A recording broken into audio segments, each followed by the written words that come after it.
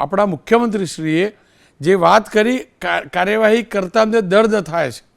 કોઈ અધિકારીની કાર્યવાહી કરતાં દર્દ થાય છે. કાર્યવાહી કરવાના ઉદાહરણો પણ છે, તમે પણ જાણો છો. મારો મુદ્દો એ છે, હું ફરીથી કહું છું, એ તમામ અધિકારીઓને સલામ જેમને મારા ગુજરાતના વિકાસ માટે રાત દિવસ એક કર્યો છે. અનેક પ્રામાણિક અધિકારી છે, પણ મારો મુદ્દો પટેલ સાહેબ બીજો છે.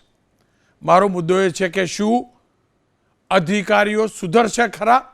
ભ્રષ્ટાચારની અંદર જે પણ લોકો, હું તમામની વાત નથી કરતો, સુધારવાનો મતલબ જે બગડેલા છે, જે ભ્રષ્ટાચાર કરે છે, આપ પણ જાણો છો, આખું ગામ જાણે છે. જમીનની એનઓસી ડિલે કેમ કરાય છે, પ્રીમિયમના ખેલ શું ચાલે છે, કોણ કોણ એમાં ગયા, કોણ કોણ નહીં ગયા, તમે જાણો. એ સુધરશે ખરા? અને શું ખરેખર નથી ચાલતું આવું પટેલ સાહેબ?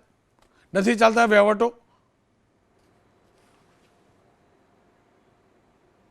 રોનકભાઈ, એનો એકમાત્ર જવાબ આ છે, મેં જે કહ્યું એ પ્રમાણે, કે દરેક પ્રપોઝલ્સ, દરેક જેની સત્તા મર્યાદા છે, એ સત્તા મર્યાદામાં જો એ અધિકારી ટાઈમલી નિર્ણય ના લે તો એની જવાબદારી ફિક્સ તમે કરતા જાઓ, સમયસર નિર્ણયો લેવાય, તો કોઈ પ્રજાએ ગેરરીતિનું આચરણ કરવાની જરૂર જ નથી.